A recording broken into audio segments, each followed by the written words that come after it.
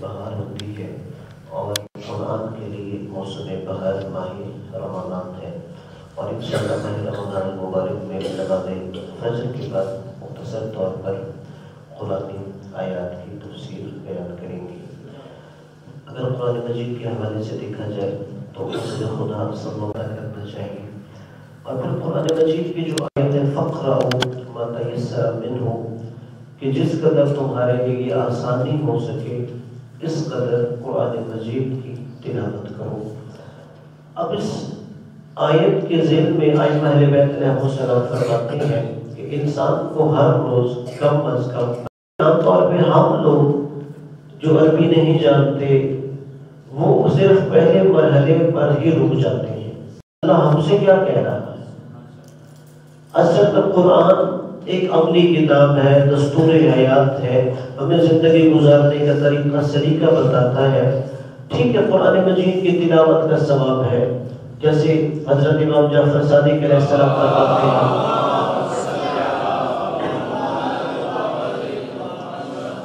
اگر کوئی بندہ قرآن مجید کی ایک آیت کی تلاوت کرے، اللہ اس کا ایک گناہ معاف کر دیتا ہے، اللہ اسے ایک نیکی لکھ دیتا ہے اور ایک درجہ اس کا بلند ہو جاتا ہے۔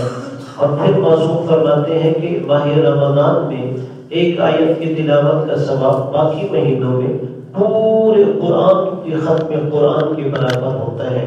اس کا یہ ثواب موجود ہے، آپ جب تلاوت کریں گے۔ لیکن اصل مقصد یہ ہے کہ اللہ ہمیں کہہ کیا رہا ہے، کیونکہ قرآن مجید ایک پیغام ہے خدا کی طرف سے اپنے بندوں کے لیے۔ تو تلاوت کے بعد ہمیں دوسرا مرحلہ یہ طے کرنا چاہیے خود بھی اور اپنے بچوں کے لیے بھی کہ وہ ترجمے کے ساتھ قرآن پڑھیں، کہ اللہ تبارک و تعالیٰ ان آیتوں میں، ان صورتوں میں کیا کہنا چاہتا ہے۔ پھر تیسرا مرحلہ کہ قرآن مجید عملی کتاب ہے، ھذا قرآن انزلناہ فاتبعوہ، اللہ نے کہا ہم نے اس قرآن مجید کو اس لیے نازل کیا کہ تم لوگ اس کی پیروی کرو۔ یعنی جو اللہ نے قرآن مجید کے اندر ہم پر احکامات واجب قرار دیے ہیں، ہم ان کے مطابق چلیں، جن چیزوں سے ہمیں روکا ہے، حرام قرار دیا ہے، انسان اس سے رک جائے۔ اور دعا ہے کہ اللہ تبارک و تعالیٰ ہمیں قرآن مجید کی تعلیمات پر عمل کرنے کی توفیق عطا فرمائے، اور قیامت کے دن ائمہ اہل بیت کے ساتھ قرآن مجید کو بھی ہمارے لیے شفاعت کرنے والا قرار دے۔ اگر آپ کا کوئی سوال ہو اس حوالے سے یا کوئی اور تو آپ پوچھ سکتے ہیں۔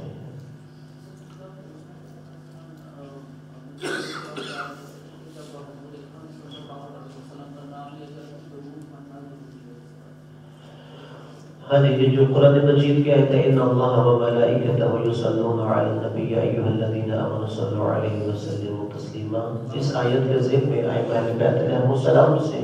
مفسرین نے روایات تحریر کی ہیں کہ جب بھی رسول خدا کا نام لیا جائے تو اس وقت درود پڑھنا واجب ہوتا ہے۔ بلکہ یہاں تک یہ فقہ جعفریہ کا مسئلہ ہے کہ اگر آپ نماز میں بھی موجود ہوں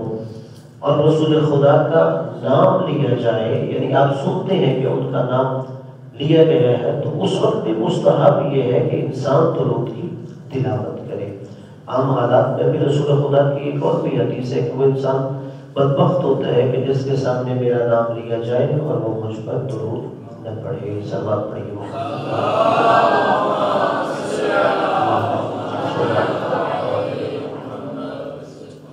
اور کل انشاءاللہ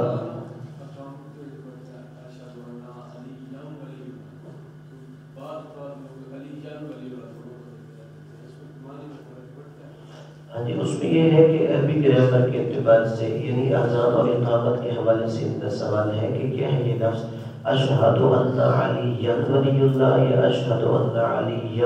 ولی اللہ، یعنی علی کے بعد واو ہے، تو آیا ہم اس کو یا کو واو سے ملا کے پڑھیں گے کہ یا کو الگ پڑھیں گے، واو کو الگ پڑھیں گے؟ نہیں، اشہد ان علی ولی اللہ یہ غلط ہے، ہم یا کو واو کے ساتھ ملا کے پڑھیں گے، یعنی ادغام کر کے پڑھیں گے اشہد ان علی ولی اللہ، چونکہ اس لیے کہ عربی قواعد کے اعتبار سے آپ صرف ایک لفظ تبدیل کر دیں تو اس کا معنی پہ حرف آتا ہے کہ معنی تبدیل ہو جائے گا۔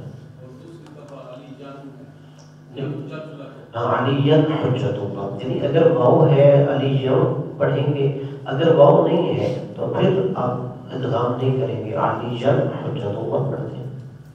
اور کل انشاءاللہ نماز فجر کا جماعت 5:20 پر ادا کی جائے گی۔ اور ایک مسئلہ بھی میں بیان کر دوں کہ ماہ رمضان میں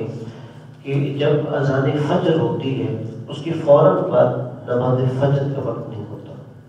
اگر کوئی بندہ اذان فجر سنے اور وہ گھر میں یا مسجد میں فوراً نماز فجر ادا کرتے اس کی نماز نہیں ہوگی، اس لیے کہ جو ماہ رمضان میں اہل تشریع کو اذان کہتے ہیں وہ امساک کا اعلان ہوتا ہے۔ امساک یعنی کھانا پینا چھوڑ دو، لیکن نماز کا وقت طلوع فجر کے بعد ہوتا ہے، لہذا آپ فوراً ماہ رمضان میں اگر گھر میں ہے یا یہاں مسجد میں بھی ہو،